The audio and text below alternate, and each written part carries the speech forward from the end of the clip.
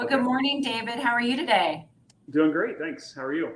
Good. I was thinking this morning, I was trying to remember how many years we've known each other. When did you have Um, Lexington? What home, year? well, we started in 96, sold in 15. It was probably halfway through there that we got to know each other. Yeah. So, Yeah. coming up on 20 years. Yeah. How can that be? Because we look so young, right? There's Yeah, no way. exactly. Oh my God. It's so fun just to like see the evolution of your career and kind of how you landed at Focus CFO. So I thought before we start talking about Focus CFO, maybe give me a little bit of background on how you ended up where you are now. I know a little bit about your career, but your journey, that'd be great.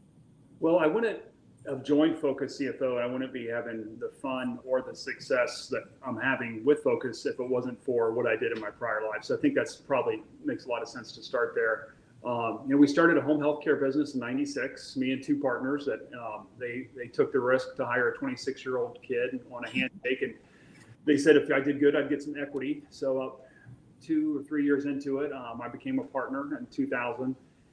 Started to get we were initially a franchisee, and then franchisor went out of business. We became an independent. We started to scale quickly. We got to Cincinnati. We needed health insurance. Somewhere along that time, I got to know you. But for the first 10 years, honestly, it was just a slugfest. I mean, I was wearing every hat like a typical entrepreneur, chasing revenue. We did temporary medical staffing. We even did, you may not remember this, but we did paramedical exams for Northwestern Mutual. Like I had nurse. Yes. Yeah. Okay. Yep. Another connection there I forgot about. Yeah. Anything I could do to generate revenue, we did in the early days. But that's very typical what entrepreneurs do because you're just trying to meet payroll. Like I said, it was probably 2001. We reached our 5-year anniversary. We decided to focus less on staffing and more on home care. So over the next, I'd say years 6 through 10, we got focused on home care. We expanded to Cincinnati. We became an independent. And I finally had strong operators that were running the day-to-day business, but I was still, Yeah. the CFO. I was the chief marketing guy. I was the chief accounting guy. I was the janitor, the customer service person, whatever. I had all those hats except operations. And my partner had always said, David, you need to keep the finances, really close to our vest because, we're a privately held company and so forth. But it was becoming a lot, now for a $10 million company. And we were at a Reds game one day, and I said to my partner, I go, Phil, when do you think I can hire somebody to help me with the math? And the accounting is getting to be a lot. And he goes, oh, you'll know when the time is right. And so the time had been right. So I went out and hired a friend to become my controller. And then things really took off. We went from 10 million to 25 million in sales within 3 years, tripled the EBITDA, did a number of acquisitions in that period. So we really built a leadership team. And I was reading a lot of good books and just kind of like filling my head with knowledge on how to build a business and leadership team, just having a lot of fun. But then the Affordable Care Act was passed and we kept growing, but it became a lot more challenging. Tell me about it. Yeah. And to make a long story short, what I learned in that next 5-year period was one of the things that we wanted to do was we wanted to sell the company to private equity because we were doing a lot of great things. We had different services that were integrated pretty well. A lot of cross referrals, working with senior housing providers really well, working with insurance companies. But the margins were getting compressed. We had debt from doing acquisitions. We had an outdated IT system that needed to be replaced. I needed to reinvest in one of my new acquisitions that was a new service line that was struggling. So the business needed some capital, and had historically been a lifestyle business. So I felt we needed to shift our cash flow from distributions to into business for a few years to kind of navigate the Affordable Care Act storm and kind of position the business for continued growth and prosperity because there was a lot of consolidation going on as well. And I had made the mistake during this time to promote my controller to CFO. I didn't know what the difference was. I just thought, hey, we're a $25, $30 million company now. You get a Right. patted him on the back. And no one told me that I should actually hire my CFO controller so he could actually do CFO work. Right. So, we were ultimately, when we sold, we were a $50 million company, and I had a CFO doing, the job of a controller because he was overworked. But what we learned working with an investment bank was really the difference. So it was probably 2013 that we hired this investment bank, and working with these young analysts, they helped us build models and dashboards and KPIs to understand my business better. As we had scaled it over the previous, decade, it was the same base business that I knew, but it's just bigger and more complicated. So many of our clients at Focus CFO, I see the same thing. They grow, they hit a wall, they get plateaued. And sometimes they wish they had stayed smaller because they made more money, they didn't work as hard, and they thought they would grow and make more. Right. I was kind of there. So anyways, we ended up not selling to private equity. I thought it would be interesting to let my partners take their money and go to the beach. I would take some chips off the table, roll the dice with a private equity partner, and see how me and the management team could do in the future. Yeah. Long story short, again, that didn't work out. But what we chose to do was ultimately sell to a public company. And it wasn't my ideal outcome, to be brief. I stayed there 3.5 years. They were acquired while I worked for them. So 2.5 to 3.5, they were acquired. And then I wound down in 2019. And when I left there in April of 19, I told my wife I thought about retiring for a little bit. And she looked at me like I was crazy. And like, she said no. Yeah, exactly. Well, I got some advice to do some consulting. So I started doing my own consulting a little bit that year. But that's when FocusCFO reached out to me. And I was like, what do you mean? You have fractional or part-time CFOs for companies between 2 million and 50 million of revenue, which is where I spent my entire career. I'm like, where were you guys 15 years ago? I could have used some help. I didn't know the difference between a controller or a CFO. And so I jumped in with both feet at the end of 19, made an investment and became the integrator. So I owned part of the franchise. We're a franchise system. Okay. And I own 10% of the franchisor. But I'm also a franchisee here in Cincinnati. So I've got the fun of working with clients and CFOs directly in Cincinnati, but I'm also on the leadership team helping set strategy for the business as we keep growing and expanding services. I think, kind of like you shared, your journey really set you up to understand the needs of employers, so similar to what you were when you went to Focus CFO. That's why I'm so impressed with Focus CFO and their offering that most people don't know about. From our side of the table, we're dealing with very similar employer sizes, privately held businesses, nonprofits in Cincinnati. And all the time, I think there's confusion between, do I need accounts payable and controller? They mix the controller with the CFO. And so the owner's just running the day-to-day stuff, but no one's doing the strategic thinking, right? Because a lot of them are entrepreneurs at heart. Yep. And I think the fact that you guys can come in and really give a fresh perspective on the outside, right? Maybe get hired out of a job at some point, okay, but help them get that structure, because it's so rare that most companies have that figured out on what they really need. Kind of like you did it, right? On what you needed. Yeah, absolutely. I mean, I thought the difference between a controller and the CFO was the size of the business you were doing the accounting for. But Yeah, it's not. that's what I thought. Yeah. Myself, right? Correct. And the analogy I use today for people I work with is like bookkeepers, accountants, and controllers are all important for a business, but their job is to report on the past. So if you're in a car, they're going to be the ones to look in the rearview mirror to let you know where you were last month, last quarter, last year. The job of a CFO is to sit in the passenger seat for that business owner who's driving the car and say, Mr. Business Owner, Mr. Entrepreneur, CEO, where is it you want to go? And then give a financial roadmap or your GPS that has 3 different options on how to get there, the pros and cons of each different path. And then also build a dashboard with KPIs so you don't run out of fuel on your way to your journey. And that's much more strategic, forward-looking than the accounting responsibilities that report on the past. And candidly, it's also an expensive role. I mean, a real CFO in Cincinnati is probably $200,000 to $300,000 annually, plus salary, benefits, and bonuses. Right.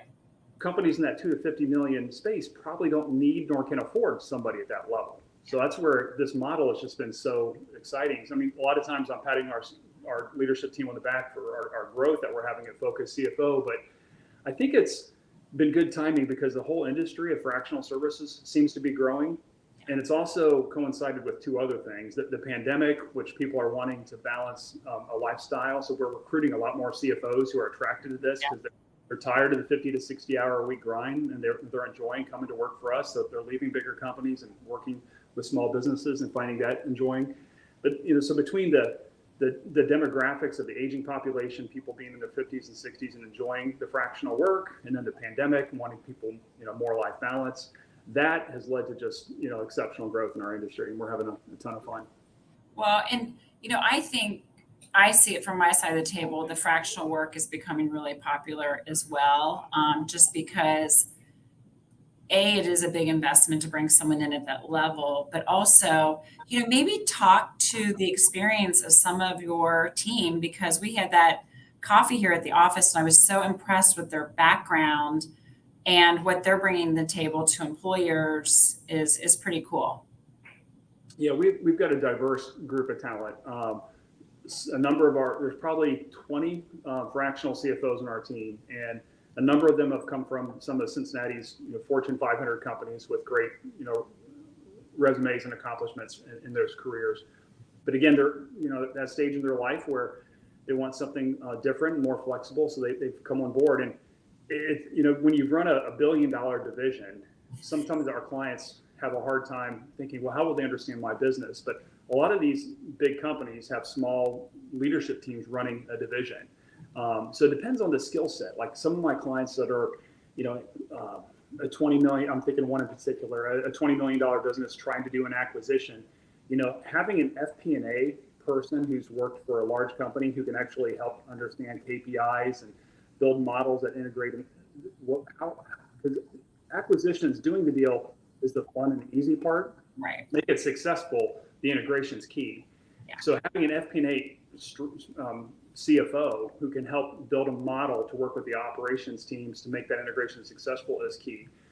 So it's bringing that big company experience to these small companies can be transformative. But then we've also got, fractional CFOs that have been mostly privately held companies. Some of them will have a different experience. A couple have been through a number of acquisitions and transitions where the owner has sold the business to somebody else. So they know what it's like for the entrepreneur to reach kind of that point in their career where it's time for them to have an exit and move to the next thing or retire. But having a CFO that's been through a transition can be incredibly valuable. So the fun thing about our model is area presidents will do the business development, and we're out working with our partners in the community nonstop and explaining our model. But the CFOs are working with the business week in and week out.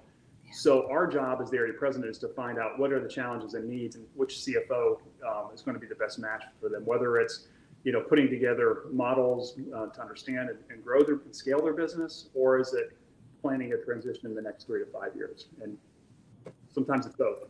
Yeah, I mean, you've got such like you said earlier, a great arsenal of talent. I think too, before we wrap up, I have a lot of people in my network serving those kind of CFO roles in companies. And as you know, we've had a lot of M&A activity where companies are getting sold.